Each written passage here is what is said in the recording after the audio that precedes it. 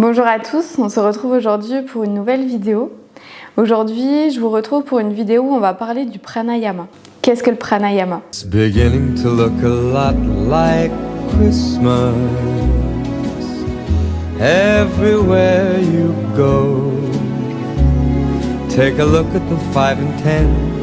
It's glistening once again with candy canes and silver lanes that glow.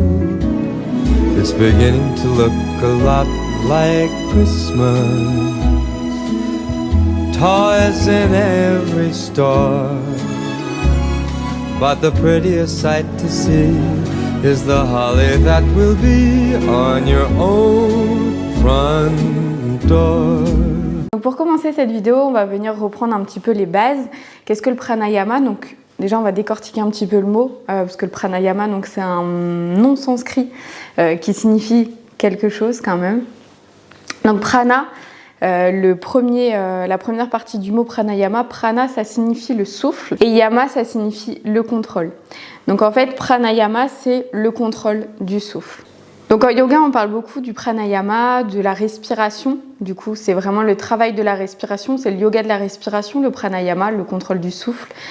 On parle beaucoup de la respiration, on pratique beaucoup la respiration en yoga, au-delà des postures, des asanas, de la méditation, de la relaxation et de tous les domaines du yoga. Donc il y a la respiration qui est vraiment en gros plan également et qui a sa place vraiment qui est très importante dans la pratique du yoga.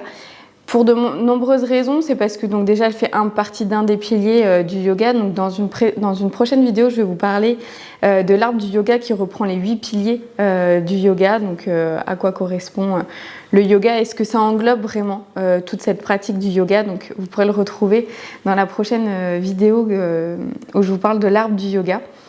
Donc la respiration a de nombreux bienfaits que je vais venir vous énumérer. Il y a beaucoup de respirations en yoga. Il y a des respirations comme j'ai pu le faire dans des vidéos où on vient inspirer par une narine, on vient bloquer, on vient expirer sur l'autre narine. Les respirations, on inspire, on expire directement d'une narine à l'autre. Il y a des respirations un petit peu plus intenses où on vient hyperventiler, des respirations abdominales, des respirations plutôt au niveau thoracique. Il y a énormément de styles de respiration en yoga qui sont toutes intéressantes, qui vont toutes avoir des bienfaits différents. Il y a des respirations qui vont être plus sur le fait d'avoir une meilleure digestion par exemple, d'autres qui vont vous aider à vous recentrer, d'autres qui vont vous aider à retrouver un petit peu de force, un petit peu de vitalité dans votre corps, d'autres qui vont vous aider à mieux dormir. Voilà, il y a vraiment, je pense, autant de respirations que vous pouvez avoir, entre guillemets, de petits soucis à régler à l'intérieur de votre corps et puis pour avoir des bienfaits au quotidien en fait, pour vous aider à vivre un petit peu mieux. Il y a juste un point d'attention que je voudrais donc vous faire, c'est les respirations pour les femmes enceintes. Il faut faire très attention, notamment les respirations où on vient hyperventiler, où on vient masser le système digestif. C'est vraiment à ne pas faire. Les respirations également où on vient bloquer la respiration, donc où on est en apnée, pareil, il ne faut pas le faire. Donc lorsque vous êtes enceinte ou lorsque vous êtes vraiment surtout au début de la grossesse, enfin, tout au long de la grossesse, mais voilà, soyez attentifs à ça et n'hésitez pas à aller annoncer à vos profs de yoga en fait que vous êtes enceinte pour que les profs puissent ajuster en fait leur pratique ou alors vous dire ne faites pas cet exercice parce que c'est pas bon pour vous. Voilà, donc n'hésitez pas, même si vous avez des problèmes aussi quelconques, que ce soit physique, respiratoire ou autre, n'hésitez pas à les dire avant, ça permet d'ajuster et de dire en amont en fait, de faire les exercices que voilà, il y a telle ou telle personne qui pourront pas le faire, donc soit le prof décidera de ne pas les faire ou alors il décidera d'annoncer et que ces personnes-là ne fassent pas ces postures-là. J'ai eu par exemple, alors c'était pas pour de la respiration, mais j'ai eu par exemple le cas de 2 élèves notamment cette année qui sont fait opérer du dos en fin d'année dernière, enfin en fin de saison dernière. Et donc en fait les médecins ont dit qu'ils pouvaient faire du yoga, c'était très bien, mais pas les postures de torsion. au niveau du dos. Donc maintenant, ce que je fais, parce que difficile de supprimer les torsions pendant toute une année pour 2 élèves, ce que je fais, c'est que avant de faire des torsions, quand je sais que ces personnes-là sont dans mes cours, j'annonce qu'on va faire une torsion. Donc ils savent que on ne la fait pas. Et par contre, après, une fois que j'ai installé la torsion pour les personnes qui peuvent faire les torsions, je vais vers cette personne-là et essayer de trouver une autre posture pour qu'ils puissent faire quand même une posture en attendant que les autres fassent leur torsion. Voilà, donc on essaye toujours d'adapter en fait et il y a toujours des solutions. Donc n'hésitez pas à dire que voilà, vous êtes enceinte, on saura rester discret, on va pas aller l'annoncer à tout le monde. Voilà, donc prenez vos précautions, essayez de faire attention à ce niveau-là. On n'est pas des médecins, donc on n'a pas le secret médical, mais bien entendu qu'on n'ira pas avertir tout le monde que vous êtes enceinte, surtout si vous êtes au début de votre grossesse. Voilà, donc ça c'était vraiment le point d'intention où il faut vraiment faire attention, parce qu'il faut quand même pas rigoler avec ça. Enfin voilà, c'est des choses où il faut vraiment faire très attention. Pour les bienfaits de la respiration, donc je vous en ai déjà énuméré juste avant lorsque je vous disais qu'il y a certaines respirations qui vont être plus sur l'aspect digestif, d'autres plus sur l'aspect vitalité, etc.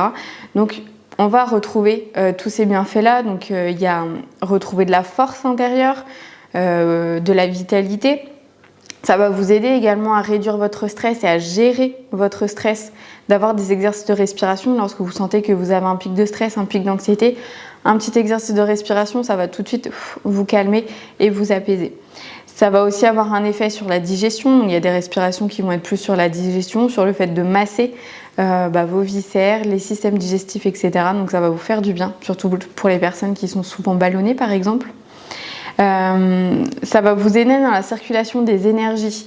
Ça va venir rééquilibrer. Donc quand on fait notamment la respiration, on inspire à gauche, on vient bloquer, on expire à droite, on inspire à droite, on bloque, on expire à gauche. Cet exercice que j'aime beaucoup, ça vient rééquilibrer le cerveau droit et le cerveau gauche.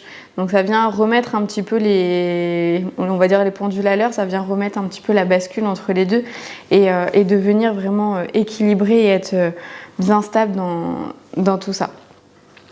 Ça va également vous aider donc, dans votre sommeil, il y a des respirations. Alors, il y a des respirations qui vont vous aider à gagner en vitalité, donc qui sont très bien à faire le matin, et d'autres respirations qui sont plus à faire le soir pour justement ici venir vous apaiser, venir vous calmer, faire abaisser votre rythme cardiaque, un petit peu comme la cohérence cardiaque, ça peut être pas mal avant de dormir. Ça vous aide vraiment à vous relâcher et ça va vous aider à dormir, surtout pour les personnes qui ont du mal à dormir ou à s'endormir. Ça va également vous aider dans votre concentration.